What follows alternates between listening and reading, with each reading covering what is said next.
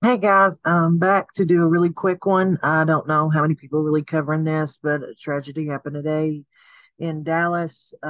This is why everybody says to check your blind spot. Does it mean just on the highway? You would think a massive plane this size, how could you miss it? But it happens. So here's what happened. Dios mío! Yep, you hit that plane, and that was you saw the tail of that plane fall to the ground. Almost kind of looked like a I don't know how it fell. Look, Dios mío! Oh, Dios mío! so bad. Hang on, I'll give you a little bit of the other angle. Before I show the other clip, I got to this part. I thought this was interesting about the aircraft itself. There was only apparently four in the U.S. and now three. Here's a little bit about that. So that was the P-63. I've been saying this is a P-51 because it looks like a silhouette of a P-51, but it's actually, and other people were saying it's a P-51. In actuality, it's a P-63, which is an extremely rare aircraft. There's only four of these in the United States, three now, but it's a very limited number of people that could have been in that aircraft because there's only four of them in the U.S. We may have just lost an astronaut. There's a 25% chance, maybe even higher than a 25% chance. It was at Dallas Executive Airport. Oh, fuck. I've landed. Oh, well, I didn't need the F bomb, but yeah. So to say that there's only a limited amount of even people that could have been flying that plane because it was such a rare plane. And then just I'll go play a little bit more about the plane, and it's just crazy that this happened. It's tragic, but even the plane that was involved is such a rare commodity. Like again, four in the U.S. Now we're down to three. Here, Given the I'll tell you XP63 a little bit that designation, happened. and Yeah, the what first about of that? these Yeah, this was at an air show at Executive Airport in Dallas Fort Worth. I'm going to bring that up for you too here. flew for the first time on December 7, 1942. The result, the P-63, was something quite different from the P-39D. The King Cobra had a lengthier wingspan and an overall increase in wing area. It was also quite Wow. longer and had a reinforced rear fuselage, though it needed more reinforcement over time. The tailplane was quite different, being both taller and larger. This is one of the easiest ways of distinguishing a P-39 from a P-63. It also had laminar airflow wings, just like the P-51 Mustang. These wings had a smoother upper surface, a symmetrical cross-section, and the point Mhm. of maximum thickness pushed as far back as possible.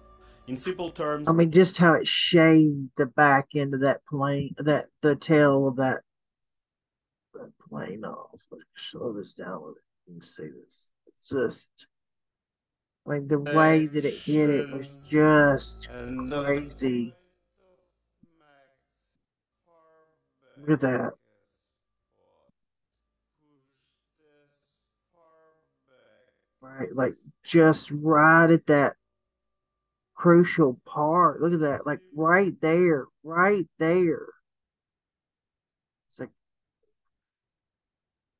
to slice that poor plane in half. Good grief. So sad. Here and this one on the top right, it's even a closer view. I like to. Right, look at that. He never saw it. You're like, how could you miss a massive plane? That was my first thing. Miss a massive plane like that size. But again, that was your blind spot. You're not only your blind spot in your car, like this plane was above it. So like it was flowing at a lower altitude at an air show. So like it just ugh, then just whoa. Yeah, That's just there's one more angle of that. Okay, so this gives you a better angle of like how could this happen? So here I'm trying to blow this up here. Here's the massive plane over here. So here it's coming this way, right? And here's the little plane coming right here. So look, so see, it's flying over here looking out this window. This one's at its blind spot. It's this angle.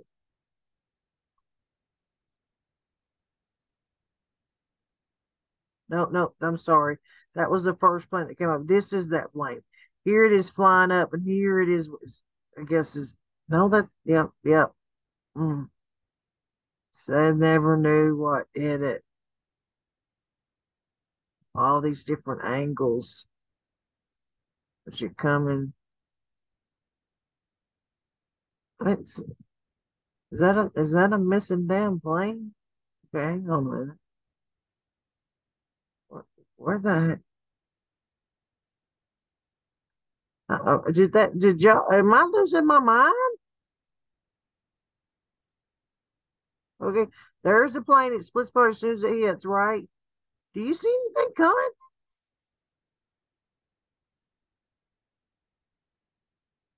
See, this is how conspiracy theories get started right here. Tell me I'm not losing my mind when I don't see another plane in the sky. Look at this. There's no, where's the plane?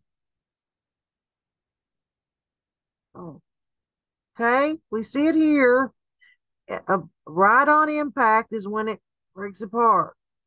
Okay, right? Okay, right. There went that other plane that flew in front. Here we are.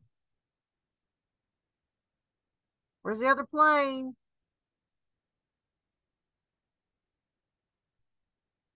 I'm y'all. There it is in this. Maybe it's just I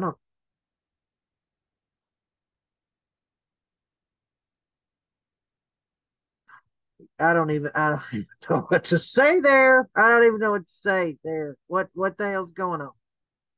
Okay, I feel like Alex Jones right now. What the hell just happened there?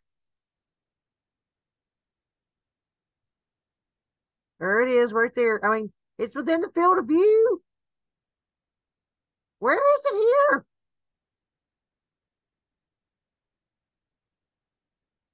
Uh, uh, I'll leave that for y'all to figure that out. I don't even know what to say there.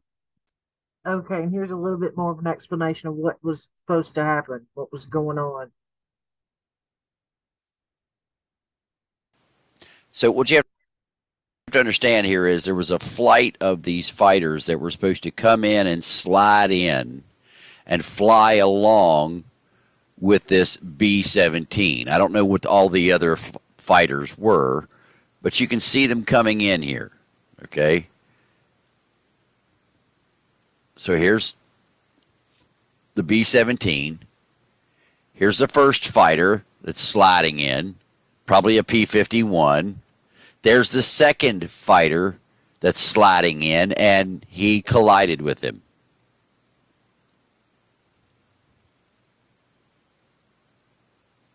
Ta-da.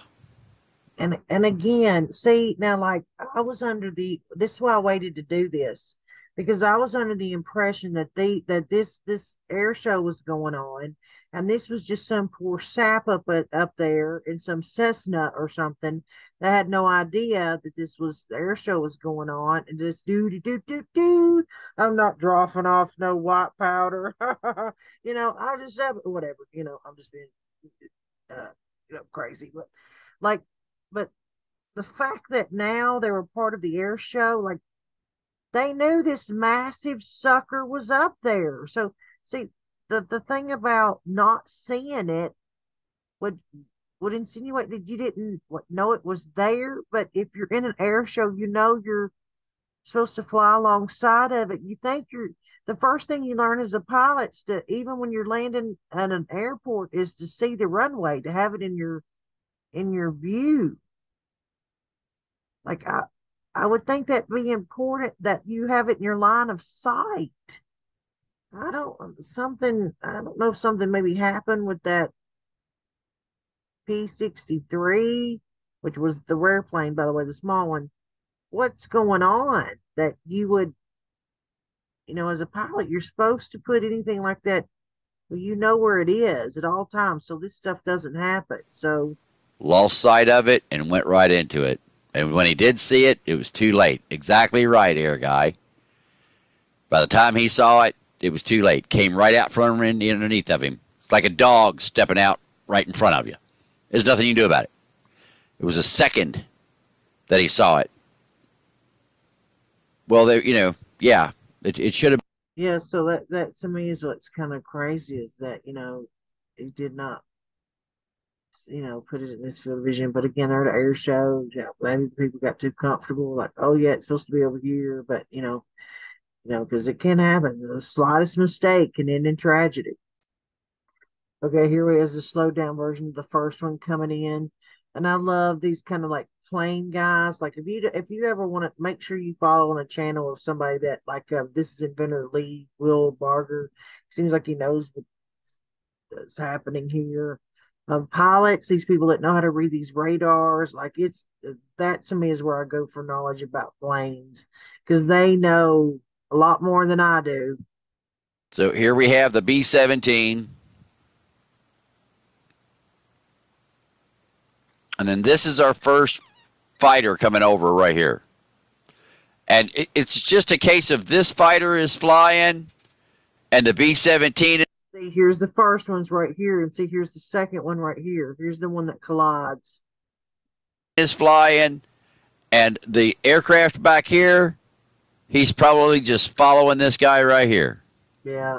And I thought this was a P-51 right there. Now I could be wrong, but I believe that's a P-51 right here. And I'm sure somebody will correct me if I'm wrong. I hear all about it all the time. But that's why we try to be right all the time. Don't we, though? And if I am wrong, I'll tell you I was wrong. First is a P-51. See? Da-da-da-da. The advantage. Everybody said P-51. And what made me think it was a P-1, and I thought it was a pair of P-51s in the United States. I didn't realize there was one of only 4 airplanes in the United States was following that P-51. In fact, it's an aircraft that never flew with the U.S. Air Force, only with the Ruskies.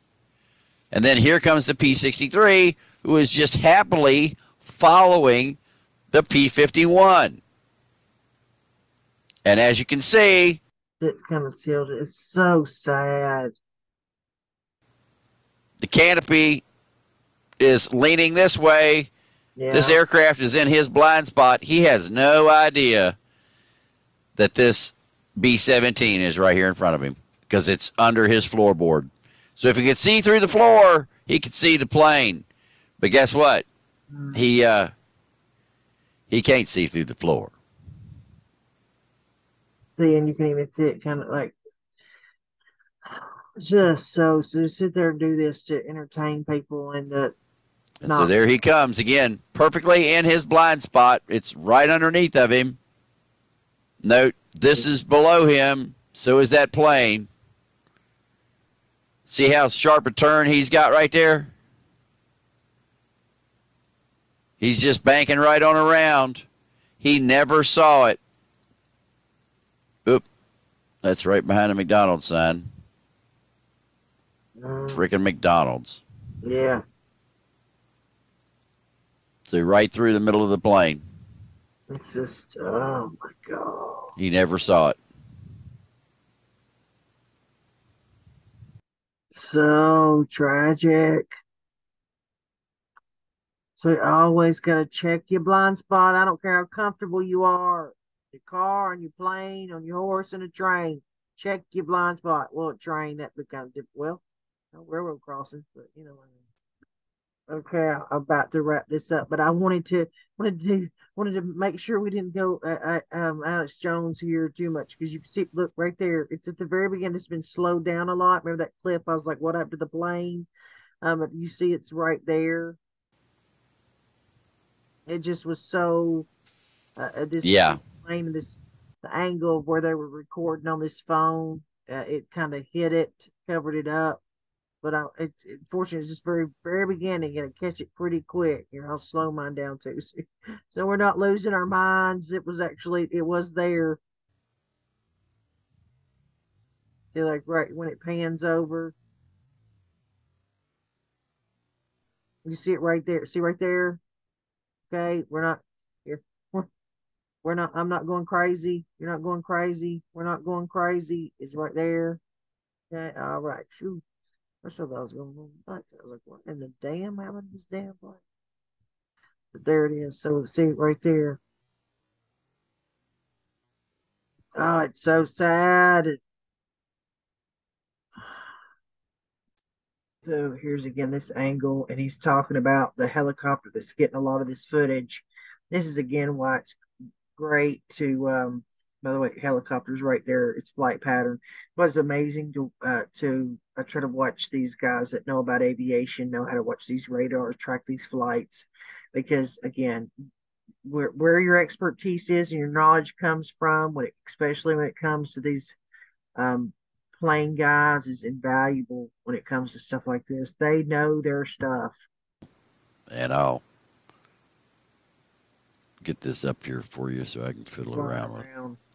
So right there, right here is DFW, or not, excuse me, not DFW, DFW Executive Airport. And just DFW, in half like or that. not, excuse me, not DFW, DFW Executive Airport, Dallas Fort Worth. And this is the helicopter. This is it's a Rotaway, produced by Sky Helicopters. So that's a hell of a nice camera. That's got to be like a Westcam or something like that to get that. Let's see, they're out there looking at the wreckage. There's some of the wreckage. Quality of image, or that stable of an image from a Rotaway. A Rotaway is not a smooth bird by any stretch of the imagination. So to have a good, smooth image like that, that's a really nice stabilized camera like a Westcam. But we're tracking that bird right here in your lower left-hand corner. And so above that is the image. See, and now somebody's about to bring up, oh, well, if it was a newer aircraft, whatever, this is his response to that, which again, well, these guys, I go to these guys, they're better than me. Well, it wouldn't matter. If you had two, it wouldn't matter if that was a brand new low wing aircraft, high performance sport complex with retracts. Okay, you could have the latest and greatest aircraft out there.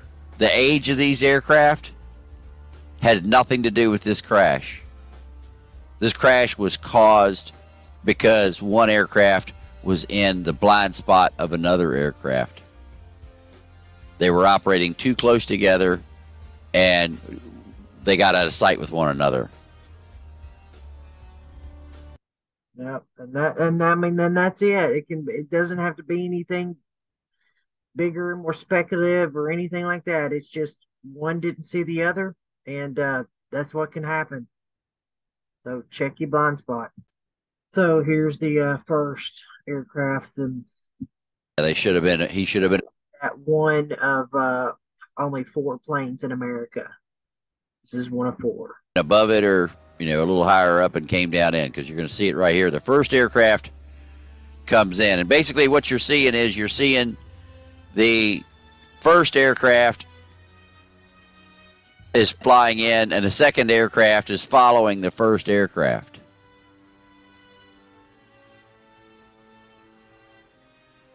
And they're trying to get their timing right, but he was a little. See all these little cones out there is just flagging the wreckage. Don't know, that might be the bigger plane. A little early. Say. He thought he was just going to slip right in behind him, and he didn't. He cut it too close. That's pretty big. I think He's just banking around. That B-17 is in his blind spot. He doesn't see that plane at all. Yeah. That wreckage. Yeah, he was just banking for his turn. That's the tail section of the B-17 in your upper left-hand corner. Yeah, okay. So it's the tail section of the B-7. Look at that. It's unrecognizable. I thought it could have been the smaller planes. He's saying it's the tail section of that massive one that was cut in half.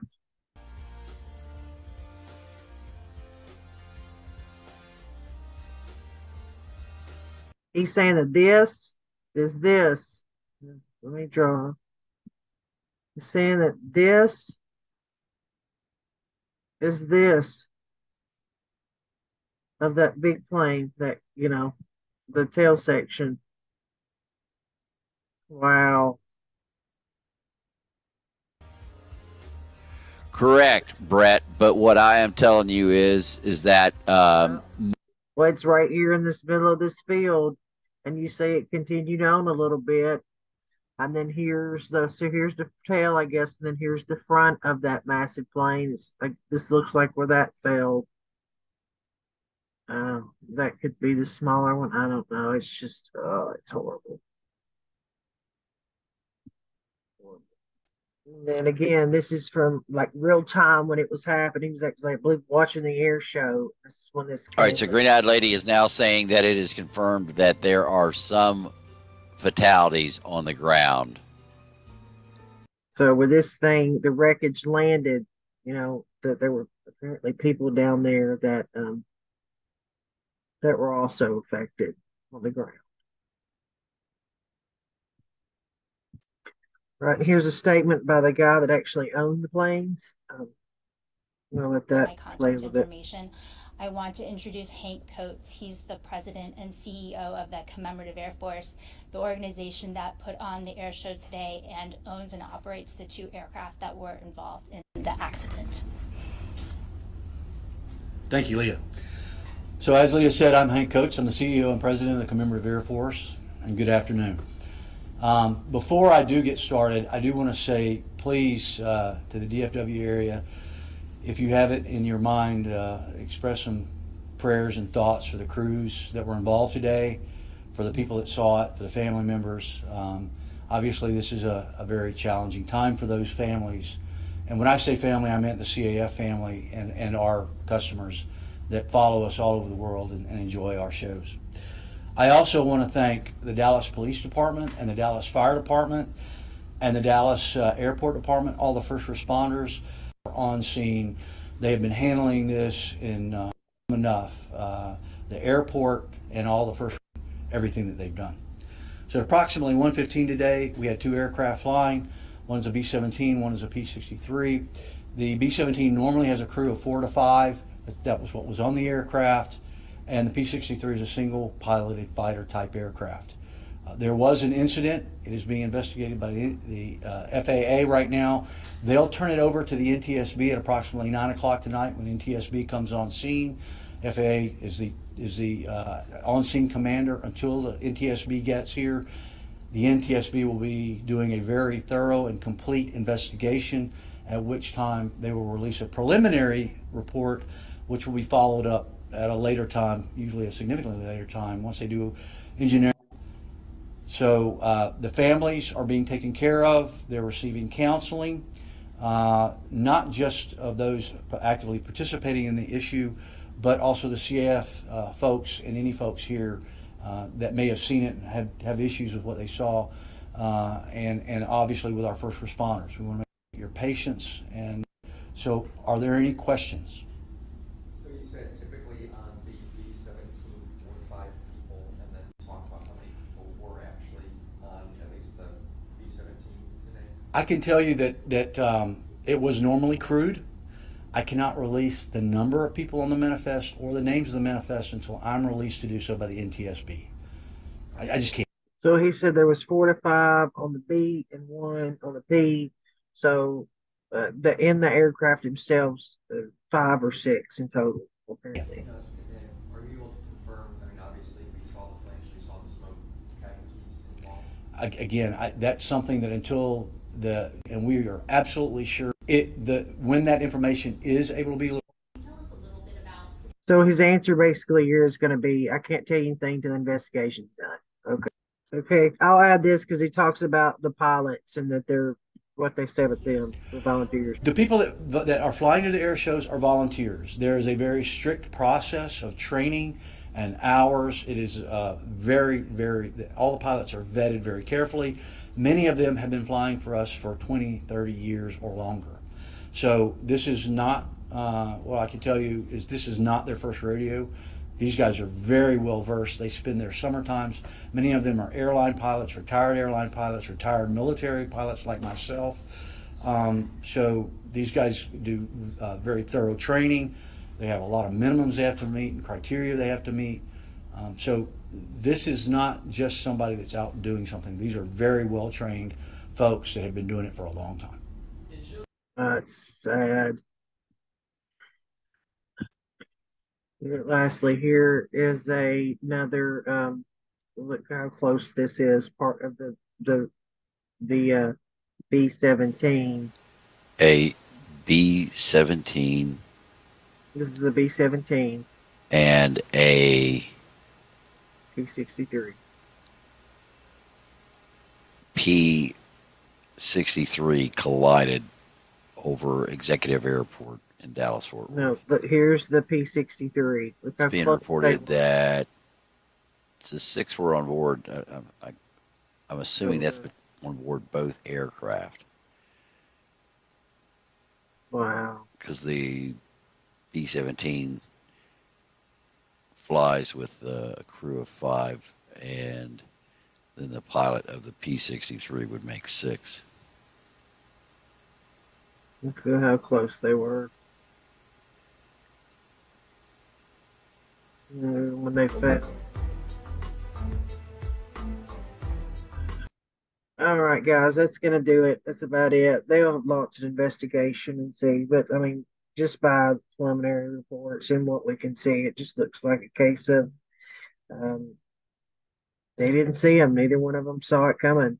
The second plane, the little plane was following that first plane that flew by right behind them, and it looks like this like B-17 just came up into its flight path, and what happened. So always check your blind spot. All right, guys. You know what to do if you like what you see. And just be safe out there. Have a good one, guys.